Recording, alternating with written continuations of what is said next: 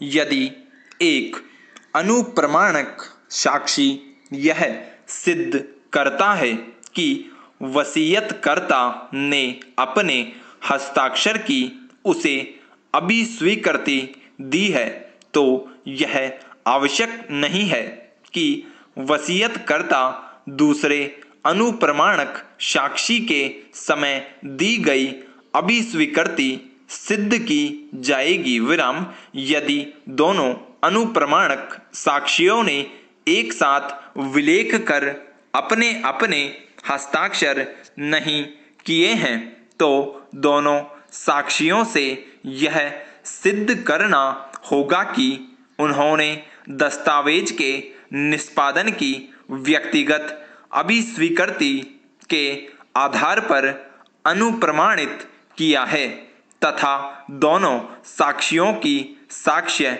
ली जावेगी। विराम पैराचेंज व्यवहार प्रक्रिया संहिता के आदेश 1 नियम 9 एवं 10 के अनुसार जहां ऐसे व्यक्ति को जो वाद का आवश्यक पक्षकार है उसे वाद में पक्षकार नहीं बनाया जाता है, तो ऐसे को आवश्यक पक्षकार का असंयोजन कहलाता है।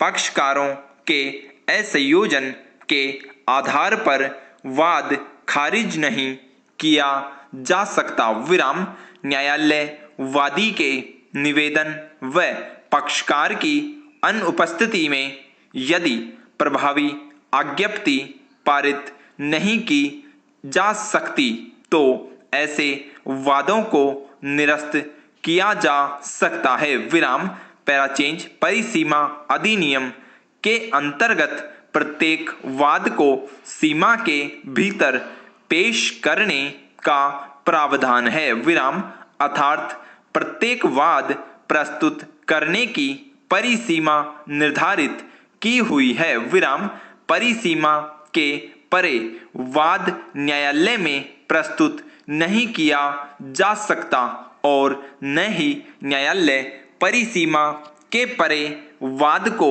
सुनने का अधिकार ही रखती है। विराम यदि कोई पक्ष परिसीमा का लाभ प्राप्त करना चाहता है, तो उसे वाद में यह स्पष्ट अंकित करना चाहिए कि वह ऐसी छूट विधि के अनुसार प्राप्त करने का अधिकारी है। विराम पैराचेंज फौजदारी मामले पुलिस प्रतिवेदन या किसी व्यक्ति द्वारा प्रस्तुत करने पर न्यायिक प्रक्रिया आरंभ हो जाती है। विराम अपराध से व्यथित पीड़ित या अन्य कोई भी व्यक्ति पुलिस थाने में प्रथम सूचना प्रस्तुत करता है, तो ऐसी सूचना के आधार पर अपराध का अन्वेषण पुलिस अधिकारी द्वारा प्रारंभ किया जाता है। विराम अन्वेषण के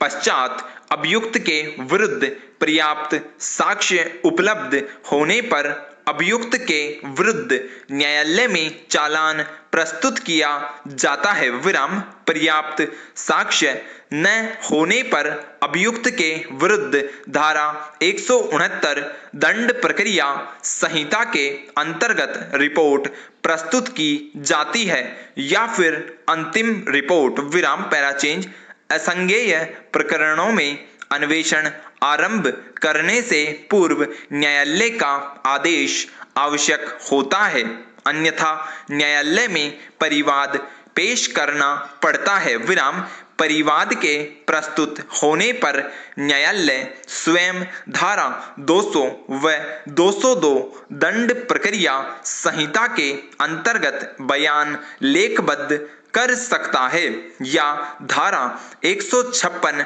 उपधारा 3 दंड प्रक्रिया संहिता के अंतर्गत जांच हेतु थानाधिकारी को अन्वेषण हेतु भेज सकता है। विराम विक्रय अथवा रहन के जरिए संपत्ति के अंतरण हेतु यह आवश्यक है कि अंतरणकर्ता उस संपत्ति में अपने हित स्वत्व को अंतरण कर रहा है विराम। अतः ऐसे हस्तांतरणों जिसमें हक, स्वतत्व, हित व प्रख्यान किया जाता है विराम, विक्रय पत्र, रहननामा भारतीय साक्ष्य अधिनियम की धारा 13 के अंतर्गत साक्ष्य में ग्राह्य योग्य है विराम। पैराचेंज हिंदू दत्तक एवं भरण पोषण अधिनियम 1956 की धारा 7 के अनुसार किसी भी हिंदू पुरुष को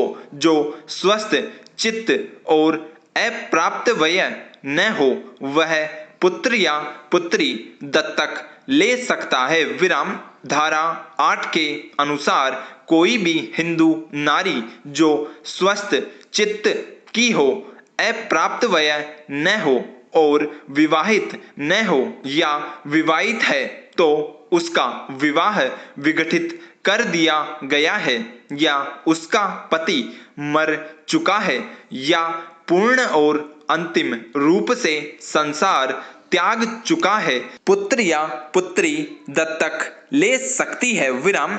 इसी प्रकार धारा 9 के अनुसार अपत्य के पिता या माता या संरक्षक के सिवाय कोई व्यक्ति अपत्य को दत्तक देने की सामर्थ्य नहीं रखते विराम। यदि पिता जीवित हो तो पिता और पिता के न होने पर माता विराम। यदि माता पिता दोनों न हो तो अपत्य का संरक्षक न्यायालय की आज्ञा लेकर दत्तक दे सकेगा विराम। इस धारा के प्रयोजन के लिए माता और पिता के अंतर्गत दत्तक माता और पिता नहीं आते विराम। स्टॉप।